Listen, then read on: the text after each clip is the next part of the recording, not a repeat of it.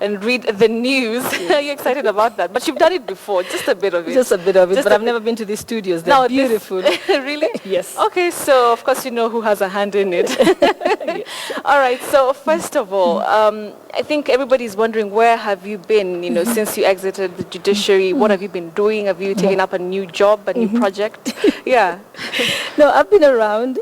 But most importantly, I've had a lot of time on my hands, which means I've been able to travel around the country, go down to the grassroots level, speak to a lot of young people, meet them, have speaking engagements with them, but most importantly, find out their challenges, what direction they think our country is going, questions about the leadership, about unemployment and so on. So it's been exciting listening to them because it's also helping me formulate what I would like to do. Okay. Yeah, and where I can be able to be of use to them. All right. Yes. So that sounds like a very indirect answer to a question that everybody is asking about, you taking up political office. Are we likely to see that come 2017? I think so. A lot depends on the people at the grassroots level. Right. I'm holding consultations with them. And they're the ones really who will decide. Yes, so yes. I'm having a lot of consultations with them. We're having discussions about it. And once I have a well-formulated answer, I will be able to announce it in the affirmative. But definitely that's the direction I'm looking at. Wow, for 2017? Yes. Okay, big congratulations. And what seat is that? Is it, because I've heard it could be the senatorial seat, and where? Yeah. I mean, there's several seats that are optional available. Right. But I mean, like I said, it's the people on the ground that will make the decision. It's the electorate that will really do that. And those are some of the discussions we're having with the people that I have been meeting, and should be able to come up with an answer. And is this something that you've always wanted to, or is it the career path that you've had in the last couple of years that has directed you to politics? I think throughout in my life, I haven't really, every position I've held has almost come to me because something has happened and I've moved into it. So I've changed jobs several times and moved into a certain direction because something triggered me to do that. And I think this is typical of the pattern of my life. Something happens and you begin to question certain things that are happening, and you tell yourself, I think I can help make a difference in this. All right. And you've said that you've been at the grassroots level.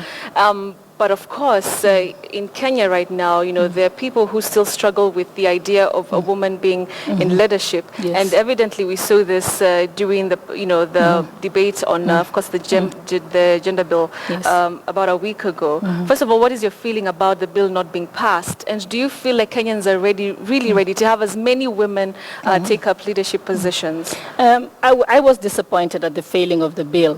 But also it was sort of expected because the mood wasn't right. What do you mean the mood wasn't right? I think many people haven't been explained to the reason for why we need to have this bill passed and why we need more women in positions of decision making. Whereas you find those who are against the bill had a very good narrative. They have a nice narrative that resonates with the people, and they are able to appeal to the people and almost make putting more women in position of leadership something that is trivial. Right. And I had this morning was with Honorable Moses Kuria, and he had an amazing narrative, and he put it so well, he almost convinced me. so I think... What narrative is it? I mean, they try to say that, the government is bloated, it's going to cost the taxpayer a lot of money, we should use the money for schools instead, and so on. And that's a valid point. Right. But the point is, that is not a solution in itself.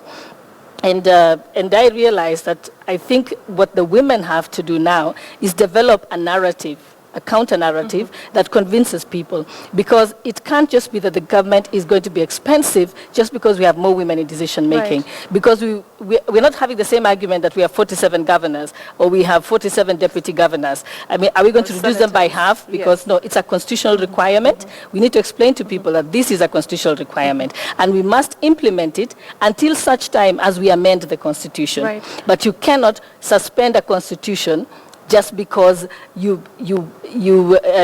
by just persuading people. And I think and to me, today for me was a very humbling experience, listening, because I don't think I've listened to Moses Kuria one-on-one, but he's very convincing. So I think we have to also learn to become more convincing.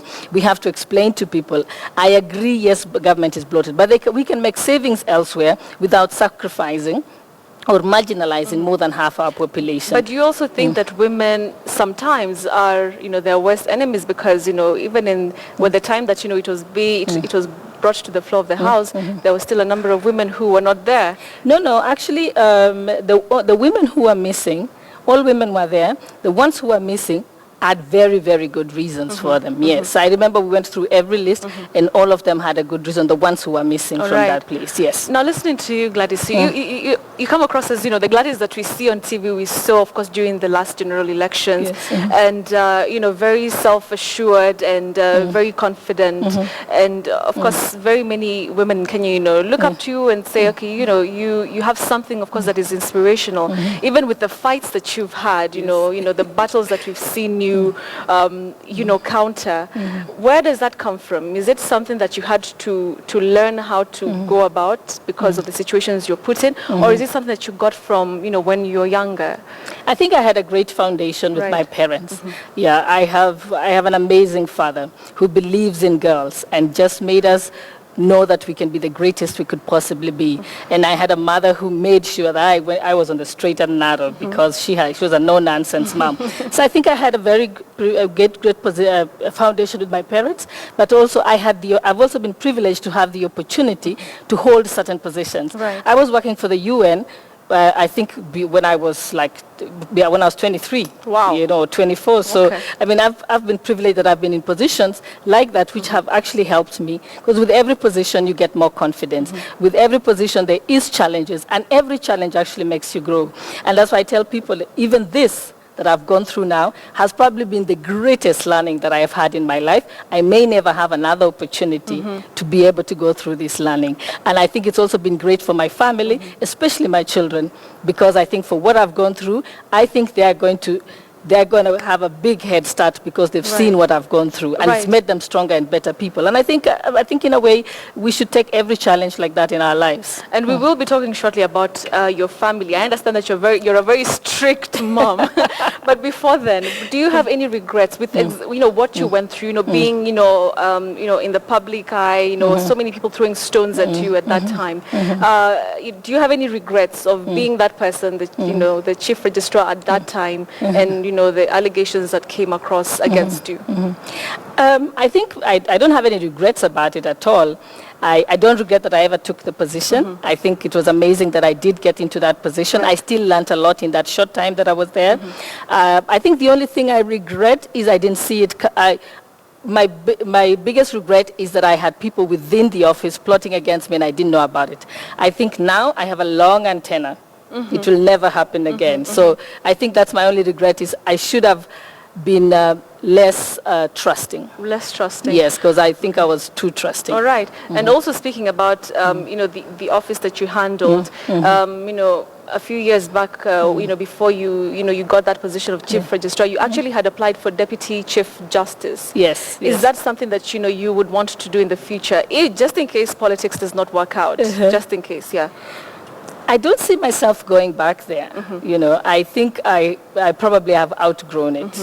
So it's my life has gone into a different path. It's just like the way I started as a lawyer, and I thought I'd be a courtroom lawyer. Then before I knew it, I was actually in environmental law, working at the United Nations as an international waters consultant. Then before I knew it, I was at Kenya Law Reports, being a CEO and an assistant editor, something totally different that I'd never done. And then within no time, I was in electoral management, something I'd never done again in my life, and did it successfully. So I think for me, with each phase, I think I'm one of those people who something happens in my life and I will mutate and become, and go into another career. So I've never really, I've had several distinct, separate, different careers from what I actually went to school for. All right. Yes. Going back to your family, I understand from my research and investigation that you're a really strict... Have you been talking to my children? I'm not going to tell you. We don't reveal our sources.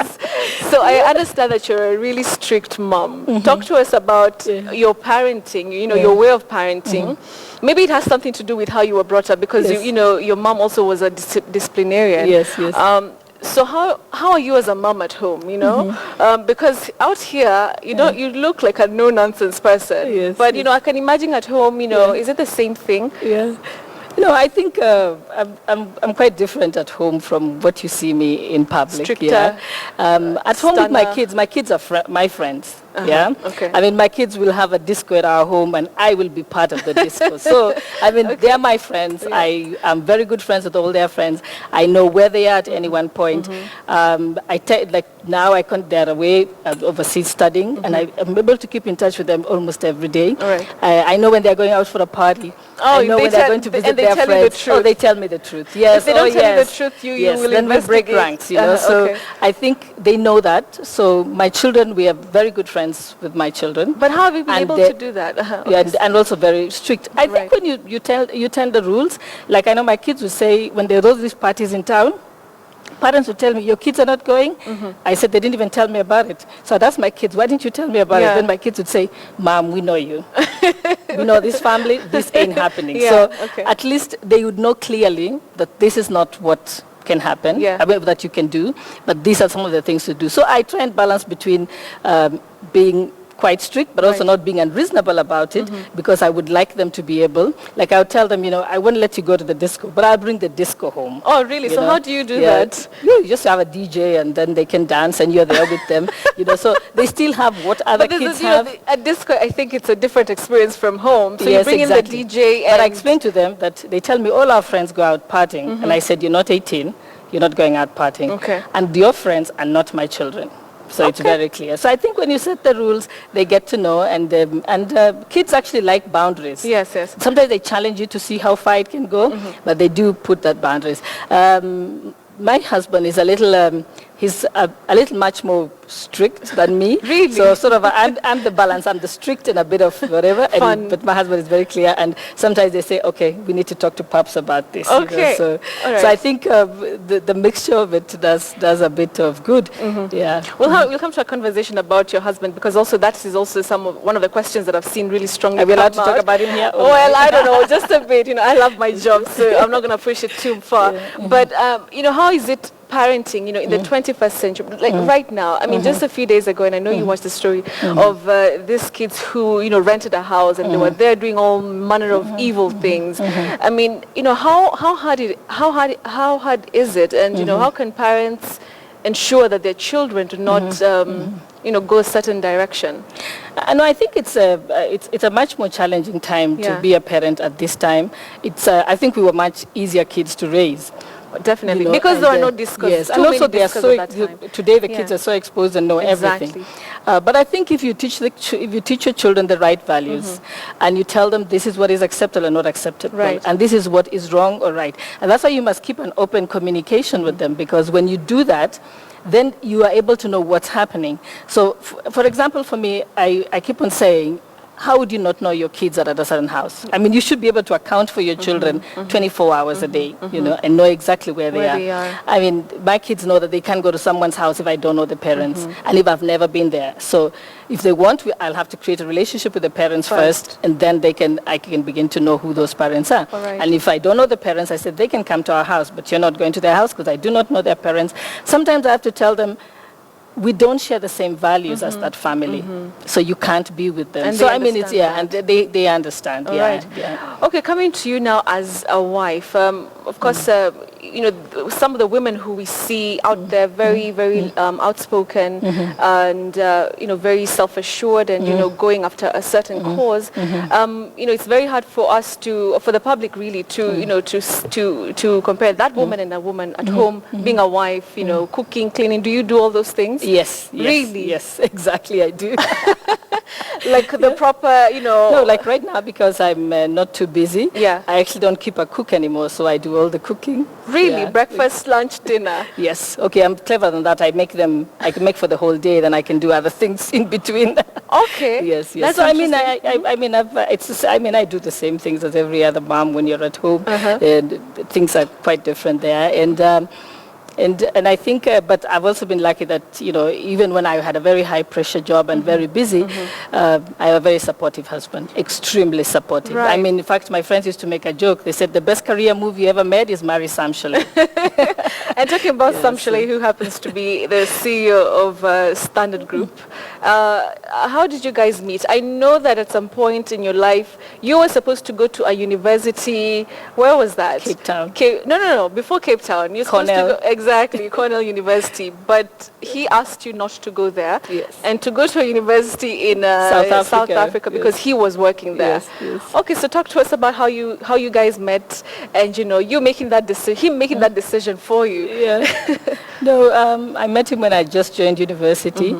And we met him through a friend, actually someone who's related to me, but was in the same class as him. Right. Yeah, because he was much. I think he had completed university by the time I was joining university. Okay. So through that mutual friend we met, and then when he heard that I was joining university, then he came to visit, and that's how it all started. Okay. Yes. And then that was in 90. You got married in 1994. We got married in 1994. All right. And we met in 1988. All right. So that's begin 89. All right. So the time that you were the chief registrar, and of course he was the CEO here at Standard Group, were there times that would you seek for advice because we saw him really come out strongly to advise you, and sometimes he would come out and even do go ahead and have press briefings. How was it, and is it something that has always been there in your marriage, in your relationship? Yes, yes, exactly. I mean, I everything I do, I usually run down by him, and he's been a great support base for me, and it's been, especially now, it's been very great, because I don't think I'd be able to survive this. But I mean, I remember when I was in IEC, when we were announcing the elections, he was there. Okay. He was at Bomas waiting for us to see. Yes. And he'd panic and say, the results are not coming through. Is there a problem? Yes. So he'd always be out there somewhere with the rest of the Wananchi, Right. but he'd be worrying and sending texts, are you fine? Is everything working well? And so I think it's great, and everybody needs that support base. It may be a spouse, it could be a sister, it could be a friend. Yeah, because you always need someone that you can bounce ideas on, or even just say, I'm afraid, I don't know if this is going to work. I was scared when I worked at IEC because I wasn't sure that it was going to, that a referendum was going to be successful, because I'd never done that before. But just, being able to tell someone, I'm afraid, I wonder if it's going to fail, or I wonder if the presidential inauguration is going to go okay, things like that. Yes. So, and I was terrified that we'd run out of time, and he'd say, just keep looking at your watch, and things like that. Okay. So I think it's a good good. thing. Yes. All right. So did you ask him for advice when you're coming here to do the news as a guest anchor? No. Did he give you any hints on how to go about it? No, that he doesn't. Okay, fine. So, I'll do it for him today. So join me at the news desk as you try your hand. Maybe this could be one of the things that you might do. Part-time jobs apart from being a mommy and a wife. I think I'd make a terrible news anchor. No, let's see how it goes. Have a seat. Plus the chair is too high, I think. And I love your boots. You should tell me where you bought them. Maybe. Oopsie. Yeah. Okay. Is that like that? Okay, fine. So I hope I don't fall off. No, you won't. I'm here to catch you. I will, but you'll be fine. So there you go. So first you introduce yourself and you take it away. Yes. And have as much fun as you can. Okay. Yeah? Let me know when I should start. Start now.